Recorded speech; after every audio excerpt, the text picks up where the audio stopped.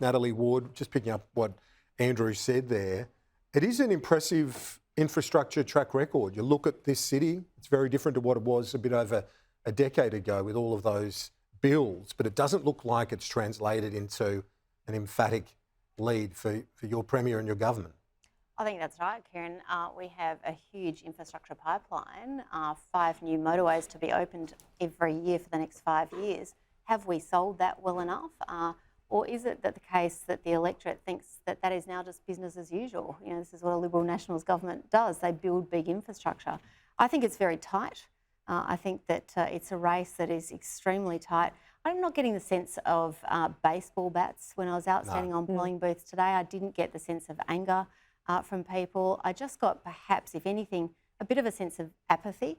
And 12 years, and yes, you do a lot of stuff, but we sort of expect that from you now. So that's an interesting dynamic to me. I've never seen as many people walk into a polling booth and either not take how to votes or say, I've made my mind up.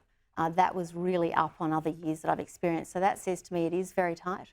But given what has been done in 12 years and the fact that we're a 12-year government, the fact that it is so tight says to me that it's actually been a pretty good campaign and we're in this race, even given the it's time factor. Joel Fitzgibbon, it's always tough, state, federal, when you've been in for more than a decade to win again, isn't it? Yeah, that's right, Kieran. The it's time factor will be well and truly at play.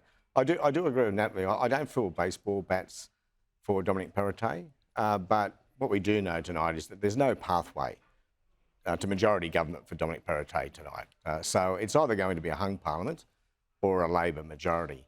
Now, I've been predicting a hung parliament all year. I do feel that Chris Minns has come home with a wet sail. There's a bit of a surge to him in the last week. And look, he's run a good campaign. He's played it very safe, but it's working for him. So I think he's a chance tonight. But look, he only needs to pick up 5 seats, I think it is, to get ahead of Dominic Perrottet, to have more seats than Dom Perrottet does. That gives him the moral authority when dealing with the crossbench, both to claim government, but also allows him to go into negotiations strong and reject ridiculous requests and conditions from the Greens, which is, from my perspective, is very, very important for the longevity of his government. Yeah, indeed, and we've seen that happen federal and state. I was there, Kieran. You got a front row seat, so did Peter Credlin. Some of the similarities, Peter, with the Albanese campaign from Minns, it is a small target, this campaign. It is a small target. In this one, there isn't a hated leader like we saw in the recent federal campaign. There's no Scott Morrison factor playing out with either of them. They are unfailingly polite about each other. The referencing of each other is with a lot of dignity. It's nice to see, but it means that the campaign is either on policy terms or the ground game. I think the ALP ground game, particularly on digital media, has been very strong.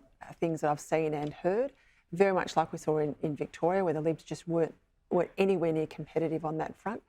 But I think beyond the two leaders, the other really big player in this, yes, One Nation, but I think it's Keen. And I think that's where a lot of the centre-right vote will be assessed through the prism of what's been the Matt Keane influence in this contest.